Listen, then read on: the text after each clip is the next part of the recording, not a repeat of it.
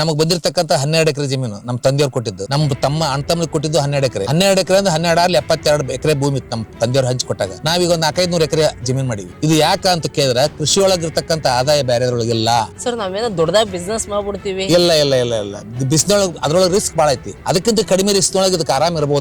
ನಾವ್ ಏನ್ ಬೆಳೆದ್ವಿ, ಗುಲಾಬಿ ಬೆಳೆದ್ವಿ, ಆಮೇಲೆ ನಾವು ರೇಷ್ಮೆ ಬೆಳೆದ್ವಿ, ಆಮೇಲೆ ಅಂಜೂರ ಹಣ್ಣು ಬೆಳೆದ್ವಿ. ಅಂಜೂರ ಹಣ್ಣು ನಾನು ಇಲ್ಲಿ ಮುಂಬೈ ಮಠ ಗೋವಾ ಮಠ ಕಳಿಸಿದೆ 1980-85 ಗೋವಾ ಮತ್ತು ಬಾಂಬೆ ನಂದು ಅಂಜೂರ ಹಣ್ಣು. ಹೌದು ಹೌದು.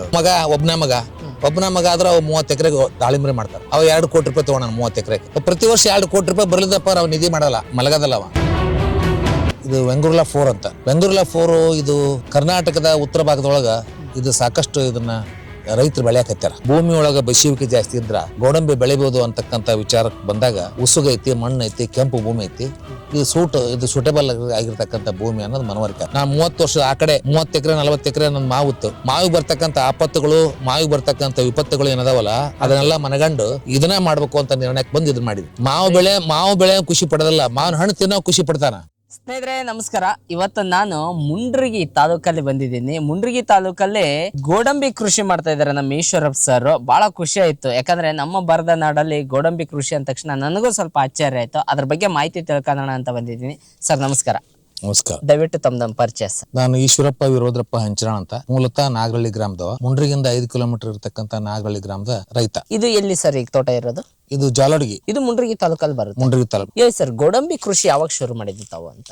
2019ರಲ್ಲಿ. ಏನು ವಿಶೇಷ ಸರ್ ಗೋಡಂಬಿ ಕೃಷಿ ಶುರು ಮಾಡಕ್ಕೆ? ಯಾಕಂದ್ರೆ ಇದು ಗೋಡಂಬಿ ಅಂತ ಮಲೆನಾಡು ಬೆಳೆ ಅಂತ ನಾವೆಲ್ಲ ಅನ್ಕೋತೀವಿ. ನಮ್ ಗದಗ ಕೊಪ್ಪಳ ಡಿಸ್ಟಿಕ್ ಅಂತಂದ್ರೆ ಬರನಾಡು ಅಂತ ನಾವೆಲ್ಲ ಮಾತಾಡ್ತಿರ್ತೀವಿ. ಆದ್ರೆ ಇಂತಲ್ಲಿ ಗೋಡಂಬಿ ಕೃಷಿ ಅಂದ ತಕ್ಷಣ ಎಲ್ರಿಗೂ ಸ್ವಲ್ಪ ಆಶ್ಚರ್ಯ ಅಂತ. ಇದು ನಮ್ಮ ಅವಿಭಾಜ್ಯ ಧಾರವಾಡ ಜಿಲ್ಲೆಯೊಳಗ ಹಾವೇರಿ ತಾಲೂಕಿಂದ ಒಬ್ಬರು ರಮೇಶ್ ಅಂತ ಹೇಳಿ, ಹುಬ್ಬಳ್ಳಿ ಅಂತ ಹೇಳಿ, ಅವರು ಕ್ಯಾಶೋ ಬೋರ್ಡ್ ಡೈರೆಕ್ಟರ್ ಆಗಿದ್ರು. ಆಲ್ ಇಂಡಿಯಾ ಕ್ಯಾಶೋ ಬೋರ್ಡ್ ಡೈರೆಕ್ಟರ್ ಆಗಿದ್ರು. ಅವರು 2019ರಲ್ಲಿ ಗದಗ ಕೆವಿಕೆದೊಳಗ ಒಂದು ಕಾರ್ಯಕ್ರಮದೊಳಗ ಅವರು ಭಾಗವಹಿಸಿದ್ರು. ಆ ಹೊತ್ತಿನ ರೈತರಿಗೆ ಹೇಳಿದ್ರು, ಅವರು ಈ ಭಾಗದೊಳಗ ಕರ್ನಾಟಕದ ಉತ್ತರ ಭಾಗದೊಳಗ ಬಿಸಿಲು ಜಾಸ್ತಿ ಇರೋದ್ರಿಂದ, ಹವಾಮಾನ ಸರಿ ಇರೋದ್ರಿಂದ ನೀವು ಗೋಡಂಬಿ ಬೆಳಿಬಹುದು ಅಂತಕ್ಕಂಥ ನಾವು ಮನಗಂಡಿವಿ ಅಂತ ಹೇಳಿದ್ರು ಅವರು. ಅದನ್ನ ಅಪ್ರೂವಲ್ ಮಾಡ್ಸ್ಕೊಂಬಂದಿದ್ರು ಅವರು. ಏನು ಇಲ್ಲಿ ಇದನ್ನ ರೈತರು ಬೆಳಿಬಹುದು, ಅದಕ್ಕೆ ಸಹಾಯಧನ ಕೊಡ್ಬೋದು ಅಂತ ಗೌರ್ಮೆಂಟ್ ಆಫ್ ಇಂಡಿಯಾದವ್ರು ಅದಕ್ಕೆ ಅಪ್ರೂವಲ್ ಕೊಟ್ಟಿದ್ರು. ಇಲ್ಲಿ ಏನ್ ಮಾಡಿದ್ರು ಅಂತ 2.5 ಎಕರೆ ಪ್ರತಿ ಒಬ್ಬ ಮನುಷ್ಯಂಗ 2 ಹೆಕ್ಟೇರ್ ಸಹಾಯಧನ, 2 ಹೆಕ್ಟೇರ್ಗೆ ಸಹಾಯಧನ ಅಂದ್ರೆ 2,50,000 ರೂಪಾಯಿವರೆಗೂ ಸಹಾಯಧನ ಕೊಡ್ತೀವಿ. ನೀವು ಗೋಡಂಬಿ ಬೆಳೀರಿ. ನೀವು ಗೋಡಂಬಿ ಬೆಳೆಯಕ್ ಬೇಕಾಗಿರ್ತಕ್ಕಂಥ ಸಸಿಗಳನ್ನ ಮತ್ತು ಡ್ರಿಪ್ಗಳನ್ನ, ಅದಕ್ಕೆ ಬೇಕಾಗಿರ್ತಕ್ಕಂಥ ಎಲ್ಲಾ ಸಲಕರಣೆಗಳನ್ನ ಕೊಡ್ತೀವಿ, ನೀವು ಬೆಳೀರಿ, ಅದು ಲಾಭದಾಯಕ ಆಗುತ್ತೆ ಅಂತ ಮನವರಿಕೆ ಮಾಡಿ ನಮ್ಗ ಸರಿಯಾಗಿ ಮುಟ್ಟುವಂಗೆ ಹೇಳಿದ್ರು. ಆ ನಿಟ್ಟಿನೊಳಗೆ ನಾವು ಸುಮಾರು ನಂದು ಆ ಟೈಮ್ ಒಳಗ ಈ ಭೂಮಿ ಖರೀದಿ ಮಾಡಿದ್ದೆ. ನಾನು 30 ಎಕರೆ ಭೂಮಿನ ಕಪ್ಪತ್ತಗುಡ್ಡದ ಹಿಂಭಾಗದಲ್ಲಿ ಇರ್ತಕ್ಕಂಥ ಈ 30 ಎಕರೆನ ಖರೀದಿ ಮಾಡಿದ್ದೆ. ಇಲ್ಲಿ ಏನ್ ಹಚ್ಬೇಕಪ್ಪ, ಇದು ಅರಣ್ಯ ಪ್ರದೇಶಕ್ಕೆ ಹೊಂದಿಕೊಂಡಿರೋದ್ರಿಂದ ಇಲ್ಲಿ ಯಾವ ಬೆಳೆ ಬೆಳಿಲಿಕ್ಕೆ ಸಾಧ್ಯ ಇಲ್ಲ ಅಂತಕ್ಕಂಥ ವಿಚಾರಕ್ಕೆ ಬಂದಿದ್ವಿ ನಾವು. ಆ ಹೊತ್ತಿನೊಳಗ ನಮ್ ತಲೆ ಬಂತು, ಇದು ಗೋಡಂಬಿ ಬೆಳೆಯೋದ್ರಿಂದ ಇದಕ್ಕ ಏನು ಆಪತ್ತಿಲ್ಲ ಅಂತಕ್ಕಂಥದ್ದು ಅನಿಸಿ ನಾವ್ ಇಲ್ಲಿ ಗೋಡಂಬಿ ಪ್ಲಾಂಟೇಶನ್ ಮಾಡಿದ್ವಿ. ಯಾವ ತಳಿ ಸರ್ ಇದು ಗೋಡಂಬಿ? ಇದು ವೆಂಗುರ್ಲಾ 4 ಅಂತ. ವೆಂಗುರ್ಲಾ 4 ಇದು ಕರ್ನಾಟಕದ ಉತ್ತರ ಭಾಗದೊಳಗ ಇದು ಸಾಕಷ್ಟು ಇದನ್ನ ರೈತರು ಬೆಳೆಯಕತ್ತಾರ. ಅಂದ್ರೆ ನಮ್ ಬಿಸಿಲಿಗೆ ಜಾಸ್ತಿ ಹೊಂದ್ಕೊಂಡಂತ. ಹೌದು ಖಂಡಿತ. ಯಾವುದೇ ಇದು ಗೋಡಂಬಿ ಬೆಳಿಬೇಕಾದ್ರ ಭೂಮಿ ಹೆಂಗಿರ್ಬೇಕು ಅಂದ್ರ ಇದು ಬಸಿಯುವಿಕೆ ಜಾಸ್ತಿ ಇರಬೇಕು. ಭೂಮಿ ಒಳಗ ಬಸಿಯುವಿಕೆ ಜಾಸ್ತಿ ಇದ್ರ ಗೋಡಂಬಿ ಬೆಳಿಬಹುದು ಅಂತಕ್ಕಂತ ವಿಚಾರಕ್ಕೆ ಬಂದಾಗ ಇದು ಬಸಿಯುವಿಕೆ ಐತಿ, ಭೂಮಿ ಒಳಗ ಉಸುಗ ಐತಿ, ಮಣ್ಣು ಐತಿ, ಕೆಂಪು ಭೂಮಿ ಐತಿ. ಇದು ಸೂಟೇಬಲ್ ಆಗಿರ್ತಕ್ಕಂಥ ಭೂಮಿ ಅನ್ನೋದು ಮನವರಿಕೆ. ಅಂದ್ರೆ ಸಸಿ ಎಲ್ಲಿಂದ ತಗೊಂಬಂದಿದ್ ಸರ್? ಇದು ಬೆಂಗಳೂರಿನ ತರಿಸಿದ್ರು. ಎಲ್ಲಿ ಸರ್ ಅದು ಇರೋದು? ಮಹಾರಾಷ್ಟ್ರದಿಂದ ಅಂದ್ರೆ ಇದು ಅಲ್ಲಿದೆ ಇದು ತಳಿ. ಹೌದು. ಹಚ್ಚಿದ ಮೇಲೆ ಎಷ್ಟು ವರ್ಷಕ್ಕೆ ಹೀಲ್ಡ್ ಬಿಡಕ್ ಶುರು ಆಗುತ್ತೆ? ಇದು 2 ವರ್ಷದಿಂದ 3ನೇ ವರ್ಷಕ್ಕೆ ಚಾಲುವಾಗಿರುತ್ತೆ. 3 ವರ್ಷಕ್ಕೆ ಚಾಲುವಾಗುತ್ತೆ. ಎಕನಾಮಿಕ್ ಹೀಲ್ಡ್ ಅಂತೀವಲ್ಲ ನಾವು, ಆದಾಯ ಬರ್ತಕ್ಕಂಥದ್ದು 5ನೇ ವರ್ಷ 6ನೇ ವರ್ಷಕ್ಕೆ ಬರ್ತದೆ. ಆದಾಯ ಇದಕ್ಕೆ ಒಳ್ಳೆ ಆದಾಯ ಅಂತ ಅನ್ಸ್ಬೇಕಾದ್ರ 5ನೇ ವರ್ಷ ದಾಟಬೇಕು. ಅಂದ್ರೆ ಒಂದ್ ಗಿಡಕ್ಕೆ ಕಡಿಮೆ ಅಂದ್ರೆ 3 ಕೆಜಿ ಅಂದ್ರೆ ಬರ್ಬೇಕು. 3 ಕೆಜಿ ಬರ್ಬೇಕು ಒಂದ್ ಗಿಡಕ್ಕೆ. ಅಂದ್ರೆ ಇದು ಬೀಜ 3 ಕೆಜಿ ಬರ್ಬೇಕು. ಹೌದು. 3 ಕೆಜಿ ಬಂತಪ್ಪ 180 ರೂಪಾಯಿ ರೇಟ್ ಐತಿ. ಇದು ಹಸಿ ಬೀಜನ ತಗೊಂತ ಇಲ್ಲ, ಒಣಗಿಸ್ಬೇಕಂತ 3 ದಿವಸ ಒಣಗಿಸ್ಬೇಕಂತ. ಇದು 3 ದಿನ ಒಣಗಿಸ್ಬೇಕು. ಸೊ ಒಣಗಿಸಿದ್ಮೇಲೆ ಗಟ್ಟಿ ಆಗುತ್ತೆ. ಅದನ್ನ ತೂಕಕ್ಕ ಮಾರ್ತೀವಿ. 180 ರೂಪಾಯಿ 1 ಕೆಜಿ ತಗೊಂತಾರ. ಖರೀದಾರ ನಮ್ಮ ಮನೆ ಬಾಗಿಲಿಗೆ ಬರ್ತಾರ. ಹೌದು. ಅಷ್ಟು ಡಿಮ್ಯಾಂಡ್ ಇದೆ. ಹೌದು. ಅವ್ರು 180 ರೂಪಾಯಿ ಅಂತ ಖರೀದಿ ಮಾಡಿ 180 ರೂಪಾಯಿ ಈ ಸೇಮ್ ಒಣಗಿಸ್ತೀವಿ. ಇದನ್ನ ಒಣಗಿಸಿ ಇದನ್ನ ಕೊಡ್ತೀವಿ. ಇದನ್ನ ಒಣಗಿಸಿ ಕೊಟ್ಟಾಗ 180 ರೂಪಾಯಿ ಕೊಡ್ತಾರ. ಅಂದ್ರ 1800 ರೂಪಾಯಿ 1600 ರೂಪಾಯಿ ಒಂದು ಕ್ವಿಂಟಲ್ 50 ಕೆಜಿ ಚೀಲ ತುಂಬ್ತೀವಿ. ಗನಿ ಬ್ಯಾಗ್ ಗಣಿ ಬ್ಯಾಗ್. ಹೌದು, ಪ್ಲಾಸ್ಟಿಕ್ ನ ತುಂಬಕ್ ಬರಂಗಿಲ್ಲ ಇದನ್ನ. ಹಾ ಸರ್. ಗನಿ ಬ್ಯಾಗ್ನಾಗ ತುಂಬಂತಾರ. ಗೋಣಿ ಚೀಲ ತುಂಬ್ತೀವಿ. ಇದನ್ನ ನೀವು ಇಡಬಹುದು, ನಾವು ಒಂದು 6 ತಿಂಗಳ ವರ್ಷದ ಮಟ್ಟ ಇಡಬಹುದು. ಒಂದು ವರ್ಷ ಇಡಬಹುದು. ತೂಕ ಹೆಂಗ್ ಕಡಿಮೆ ಆಗಲ್ಲ ಸರ್ ಇದು? ತೂಕ ಬಹಳ ಕಡಿಮೆ, ಮಿನಿಮಮ್ ಅಷ್ಟೇನ್ ಕಡಿಮೆ ಆಗೋದಲ್ಲ. 30 ಎಕರೆದಲ್ಲಿ ಸರ್ ಗಿಡದಿಂದ ಗಿಡಕ್ಕೆ ಏನ್ ಹಚ್ಚಿದ್ರಿ? ಇದ್ರದ್ದು ಹೆಂಗಿರುತ್ತೆ ಸರ್? ನಾವು ಇದನ್ನ ಹಚ್ಚ ಹೊತ್ನಾಗ ಅವ್ರು ಹೇಳ್ದಂಗ ಹೈ ಡೆನ್ಸಿಟಿ ಮಾಡಿದ್ವಿ. ಅದನ್ನ ನೀರ್ ಐತಿ ಅಂತ ಹೇಳಿದ್ಕೊಳ್ಳಿ ಹೈ ಡೆನ್ಸಿಟಿ ಮಾಡಿದ್ರು. ಹೈ ಡೆನ್ಸಿಟಿ ಅಂತಂದ್ರ ಅತಿ ಹತ್ತಿರವಾಗಿ ಗಿಡಗಳನ್ನ ಹಚ್ಚೋದು. 15 ಫುಟ್ 16 ಫುಟ್ ಒಂದು ಗಿಡ ಹಚ್ಚೋದು. ಅದು ಹಿಂಗೂ 15 ಹಿಂಗೂ 15 16 ಬರ್ತಿರೋದು. ಇದ್ರ ಮೇಲೆ ಹಚ್ಚಿದ್ವಿ. ಈಗ ನಮ್ಗೆ ಏನ್ ಸಾಕೈತಿ 20-25 ಅಡಿ ಮೇಲ್ಪಟ್ಟು ಹಚ್ಬೇಕು ಅಂತ ಈಗ ಮನವರಿಕೆ ಐತಿ. ಯಾಕೆ ಸರ್? ಅದು 3 ವರ್ಷ, ಇದು 4-5 ವರ್ಷದ ಗಿಡ ನೋಡ್ರಿ ಇವು. ಇವು ಕೂಡಿಬಿಟ್ಟಾವ. ಇವು ಹಿಂಗ್ ಕೂಡಬಾರ್ದು. ಹಿಂಗ್ ಕೂಡೋದ್ರಿಂದ ಇಳುವರಿ ಕಡಿಮೆ ಆಗುತ್ತೆ. ಹೌದು ಸರ್. ಯಾಕೆ ಸರ್? ಅದ್ರ ಮೇಲೆ ನೇರವಾಗಿ ಸೂರ್ಯನ ಪ್ರಕಾಶ ಬೀಳ್ಬೇಕು. ಸೂರ್ಯನ ಪ್ರಕಾಶ ಇಲ್ದ ಹೋದ್ನಪ್ಪರ ಇಳುವರಿ ಮೇಲೆ ಹೊರತು ಬೀಳ್ತ್ರಿ. ಅದಕ್ಕ 25 ಅಡಿಯಿಂದ ಒಳಗ ಹಚ್ಚಬಾರ್ದು ಅಂತ. ಒಂದು ಗಿಡದಿಂದ ಗಿಡಕ್ಕ, ಸಾಲಿಂದ ಸಾಲಿಗೆ 25 ಗಿಡಕ್ಕಿಂತ ಮೇಲ್ಪಟ್ಟಿರ್ಬೇಕು. ಅದ್ರ 1 ಎಕರೆಗೆ 100 ಗಿಡ ಕುಂದಿರ್ಬೇಕು. 1 ಎಕರೆಗೆ 100 ಗಿಡ. ಇದು ಕರೆಕ್ಟ್ ಕಲ್ಟಿವೇಶನ್ ಅಂದ್ರೆ ಎಕರೆಗೆ 100 ಗಿಡ ಕುಂದಿರ್ಬೇಕು. ಅದನ್ನ 30 ಎಕರೆ ಐತಂದ್ರೆ 3000 ಗಿಡ ಕುಂದಿರ್ಬೇಕು. ನಮ್ಗೆ ಇದು 5000 ಗಿಡ ಅದಾವ. ಈ 3000 ಗಿಡ ಐತಪ್ಪಾರ ಒಂದು ಗಿಡಕ್ಕ 3 ಕೆಜಿ ಬಂತಪ್ಪ ಅಂದ್ರ 3 ಕೆಜಿ ಹೋಗಿ 5 ಕೆಜಿ ಆಗುತ್ತೆ.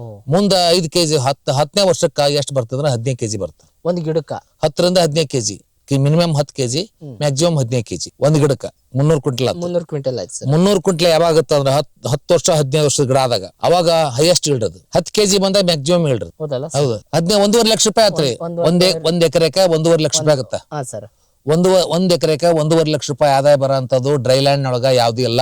ಇದು ಅರೆ ನೀರಾವರಿ. ಇದಕ್ಕೆ 5 ವರ್ಷದ ನಂತರ ಇದಕ್ಕೆ ನೀರ್ ಒಂದ್ ಹನಿ ನೀರ್ ಕೊಡ್ಲಿದ್ರು ನಡೆಯೈತಿ. ರಸ ಇರ್ತದ. ಹಸಿ ತಿನ್ರಿ ಅದನ್ನ.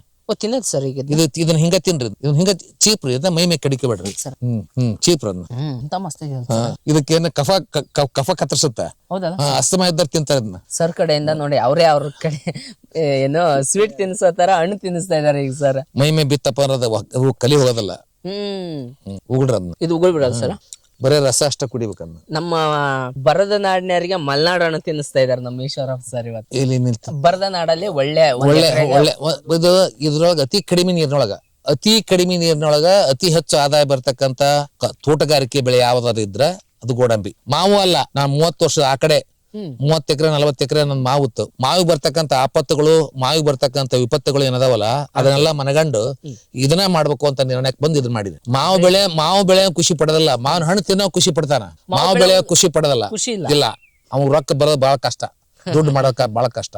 ಸೊ ನಾನು ಆಕ್ಚುಲಿ ಸರ್ ಬಗ್ಗೆ ಹೇಳ್ಬೇಕಂತಂದ್ರೆ, ಸರ್ ಈ 5 ವರ್ಷದಲ್ಲಿ ಬರೀ ಗೋಡಂಬಿ ಕೃಷಿ ಮಾಡ್ತಾ ಇಲ್ಲ. ಅವರ ಕೃಷಿ ಅನುಭವ ತುಂಬಾ ದೊಡ್ಡದಿದೆ. ಯಾಕಂತಂದ್ರೆ ಅವರು ತಮ್ಮ 16-17 ವಯಸ್ಸಿಗೆ ಕೃಷಿಗೆ ಬರ್ತಾರೆ. ಅವ್ರದ್ದು ಹಿಸ್ಟ್ರಿ ತುಂಬಾ ದೊಡ್ಡದಾಗಿದೆ. ಅದ್ರ ಬಗ್ಗೆ ಇನ್ನೊಂದು ಎಪಿಸೋಡ್ ಮಾಡ್ತೀನಿ ನಾನು ಖಂಡಿತವಾಗ್ಲು. ನಾವು ಆಕ್ಚುಲಿ ಬರೀ ಗೋಡಂಬಿದು ಮಾತ್ರ ಸಪರೇಟ್ ಆಗಿದ್ದು ಒಂದು ಎಪಿಸೋಡ್ ಮಾಡೋಣ ಅಂತ ಬಂದಿದ್ವಿ ಇವತ್ತು. ಸೊ ನೋಡಿ, ಈಗ ಅಷ್ಟೆಲ್ಲಾ ಅನುಭವ ಇರುವಂತ ಸರ್ ಗೋಡಂಬಿ ಕೃಷಿ ಮಾಡ್ಬೇಕಂತ ಫಸ್ಟ್ ಗೆ ಬಂದ್ರಿ ಸರ್. ಇದ್ರ ಬಗ್ಗೆ ಅನುಭವ ಇತ್ತ ಸರ್? ಅಂದ್ರೆ ಹೆಂಗ್ ಬೆಳೆಯೋದು ಏನೂ ಇದ್ದಿಲ್ಲ. ಹೆಂಗ್ ಶುರು? ಯಾರಿಗೂ ಹುಟ್ಟತ್ರಾಗ ಅನುಭವ ಇರೋದಲ್ರಿ. ಅನುಭವ ಮಾಡ್ಕೇಬೇಕು ನಾವು. ಅದ್ರೊಳಗೆ ಅಭಿರುಚಿ ಇತ್ತಪ್ಪಾರ ತನ್ನಟಿ ತಾನ ಬರ್ತದ ಸರ್. ಈಗ ಗೋಡಂಬಿ ಕೃಷಿ ಅಂದ ತಕ್ಷಣ ಇದು ನಮಗ ಅಂದ್ರೆ ಬರ್ನಾಡ್ನ್ಯಾರಿಗೆ, ನಮಗ್ ಮುಂಡ್ರಿಗೆ, ಗದಗ ಭಾಗನ್ಯಾರಿಗೆ ಗೊತ್ತಿಲ್ಲ. ಇದನ್ನ ತಂದು ಹಚ್ಚಿದ ಮ್ಯಾಗ ಇದ್ರದ್ದು ರೋಗ ಈ ತರದ್ದೆಲ್ಲ ಗೊತ್ತಿತ್ತ ಸರ್? ಇದು ಹೆಂಗೆ ಅಂತ? ಇದಕ್ ರೋಗ ಏನ್ ಬರ್ತಾವಂತ ಮಾಮೂಲಿ ನಾ ಪತ್ರಿಕೆ ಒಳಗೆ ಓದಿದ್ದೆ. ಎಲ್ಲಾ ಲಿಟ್ರೇಚರ್ ಎಲ್ಲ ನೋಡಿದ್ವಿ ನಾವು.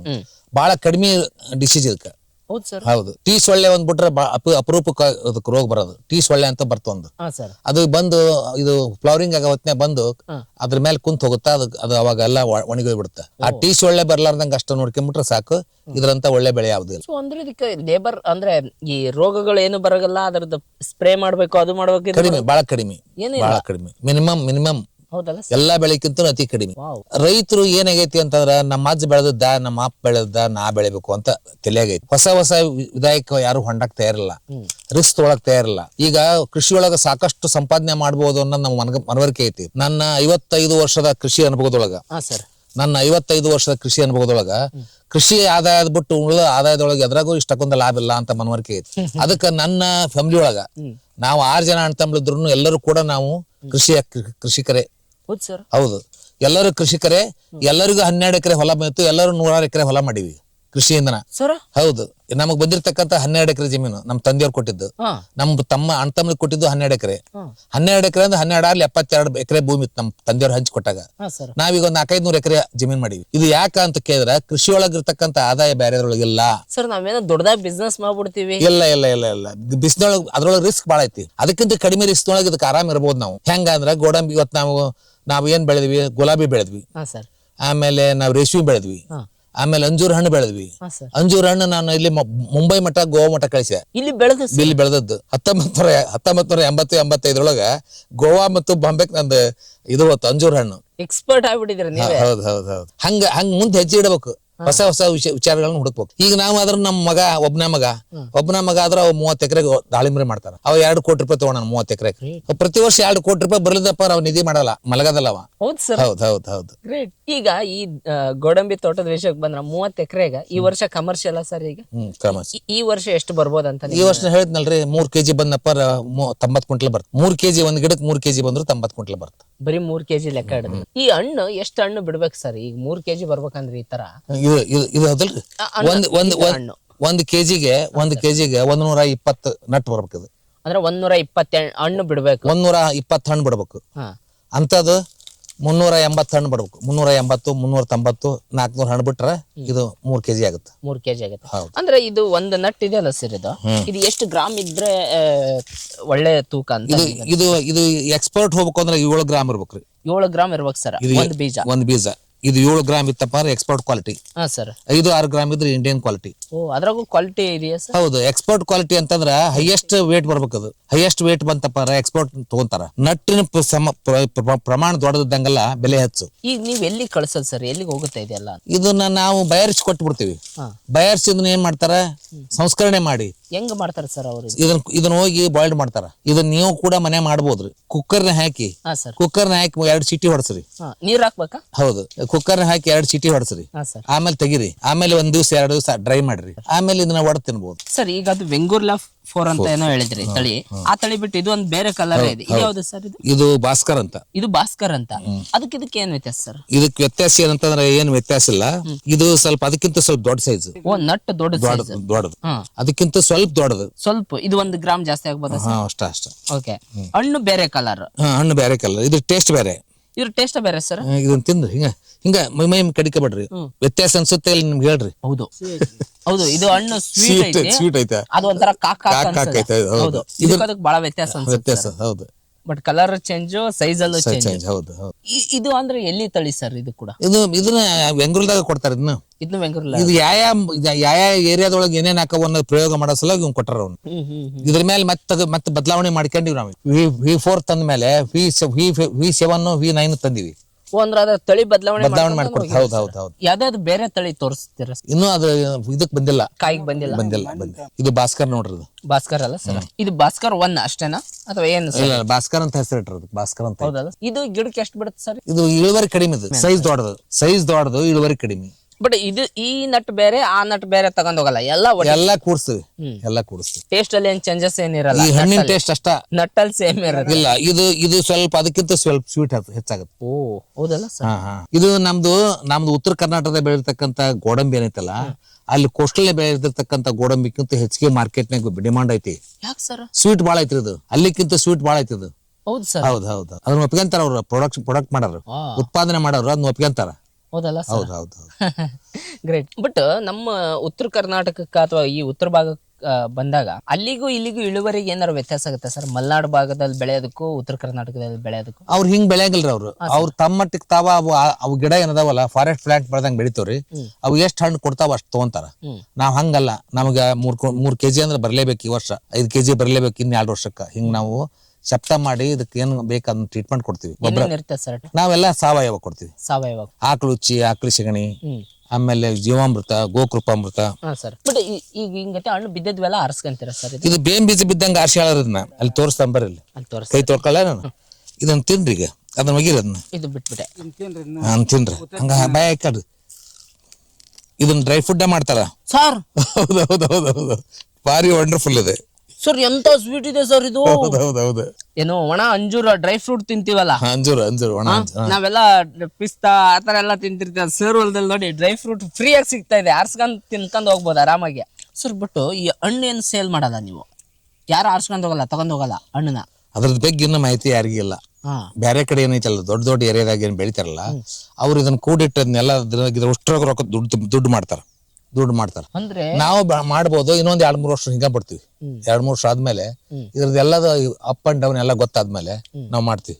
ಸರ್ ಇದು ಬಟ್ ಬೇರೆ ಏನೇ ಇದೆಯಲ್ಲ ಸರ್, ಅಲ್ಲಿದಕ್ಕೂ ಇಲ್ಲಿದಕ್ಕೂ ವ್ಯತ್ಯಾಸ ಐತಿ. ಇದು ಸಣ್ಣದೈತಿ, ಇದು ಹಣ್ಣು ಸಣ್ಣದಿದು. ಹಣ್ಣು ಸಣ್ಣದು.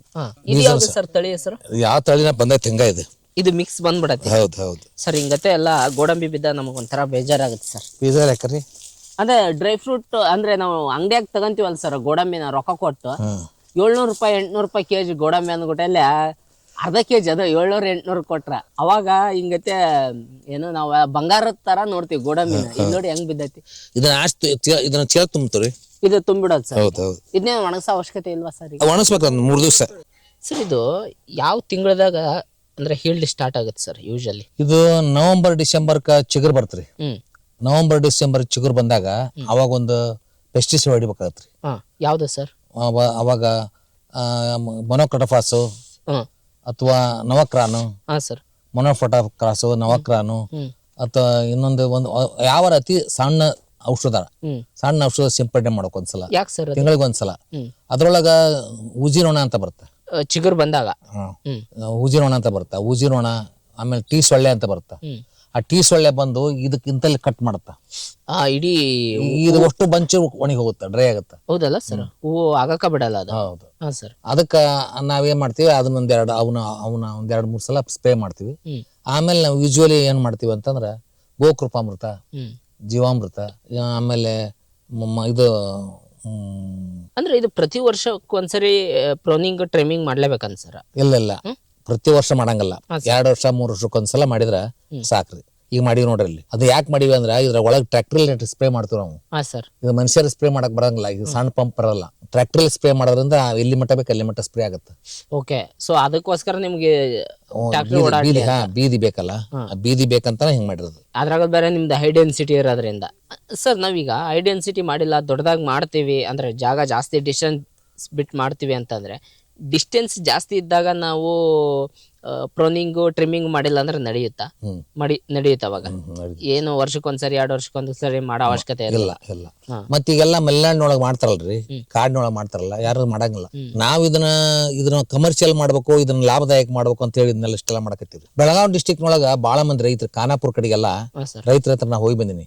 ಅವ್ರ ಹಂಗ ಹೊಲ ತುಂಬಾ ಬದಿನಾಗ ಹಚ್ಚಿರ್ತಾರ. ಈ ಜಾಲಿಗಿಡ ನಮ್ಮಲ್ಲಿ ಹೆಂಗ್ ಬೆಳೆದಿರ್ತಾವು ಹಂಗ ಕಂಟಿ ಬೆಳೆದಿರ್ತಾವು. ಅವನ್ನ ಒಂದು ಮನುಷ್ಯನ ಹತ್ರ ಅಗದಿ ಕಡಿಮೆ 40-50 ಗಿಡ ಇರ್ತಾವ. 40-50 ಗಿಡಕ್ಕನ ಅವ್ರು 5-6 ಕ್ವಿಂಟಲ್ ತಗೊಂತಾರ. ಅವ್ನು ತುಂಬಿಡ್ತಾರ. ಅವ್ರು ಮಾರ್ಕೆಟ್ ಮಾರಿ ರೊಕ್ಕ ದುಡ್ಡು ತಗೊಂತಾರ. ಇಂತ ಮಣ್ಣು ಅಂತ ಏನ್ ಸೂಕ್ತವಾಗಿರೋ ಮಣ್ಣು ಅಂದ್ರೆ ನೀರ್ ಬಸ್ ತಗೋಬೇಕ್ರಿ. ಎರಿಗೆ ಬರೋದಲ್ಲ, ಬ್ಲಾಕ್ ಕಾಟನ್ ಸಾಯಿಲ್ ಬರೋದಲ್ಲ, ಬ್ಲಾಕ್ ಸಾಯಿಲಿಗೆ ಬರೋದಲ್ಲ. ಈ ತರ ಕೆಂಪು ಮಣ್ಣು ಇರ್ಬೇಕು. ಹೌದು ಮಸಾರಿನೆಲ್ಲ ಉಸುಗು ಮಿಶ್ರಿತ ಮಣ್ಣು. ಬಟ್ ಮಲೆನಾಡಿನಾಗ ಯಥೇಚ್ಛವಾಗಿ ಮಳೆ ಆಗುತ್ತಾ? ಅಲ್ಲಿ ಯಾವಾಗ್ಲೂ ಹಸಿ ಇರುತ್ತಲ್ಲ ಸರ್? ಇದ್ರೆ ಏನಾಗದಲ್ಲ, ಬೆಳಿತಾವ್. ಅಲ್ಲಿ ಏನಾಗಲ್ಲ. ಸೊ ನೀರ್ ಹಿಡಿಬಾರ್ದು ಒಟ್ನಲ್ಲಿ ಮಣ್ಣು. ನೀರ್ ನಿಲ್ಬಾರ್ದು, ಎರ್ಕಲ್ ಬಿಡ್ಬಿಡ್ಬಾರ್ದು. ಈ ಬ್ಯಾಸಿ ಒಳಗ ಎರ್ಕಲ್ ಬಿಡ್ಬಿಡುತ್ತ ನೋಡ್ರಿ. ಎರ್ಕಲ್ ಬಿಡ್ಬಿಟ್ರೆ ಬೇರೆ ಹರಿದ್ ಬಿಡುತ್ತ, ಗಿಡ ಒಣಗಿ ಹೋಗ್ಬಿಡುತ್ತ. ದಾಳಿಂಬ್ರಿಂದ ಬಂದಿರ್ತಕ್ಕಂಥ ಹಣ್ಣನ್ನ ಅದನ್ನ ರಸ ತೆಗೆದು ಬಾಟ್ಲಿ ತುಂಬಿ ಅದನ್ನ ಪಾನೀಯಗಳನ್ನ ಮಾಡಬಹುದು. ಜ್ಯೂಸ್ ಜ್ಯೂಸ್ ಮಾಡ್ತಾರ, ಡ್ರೈ ಫುಡ್ ಮಾಡ್ತಾರ.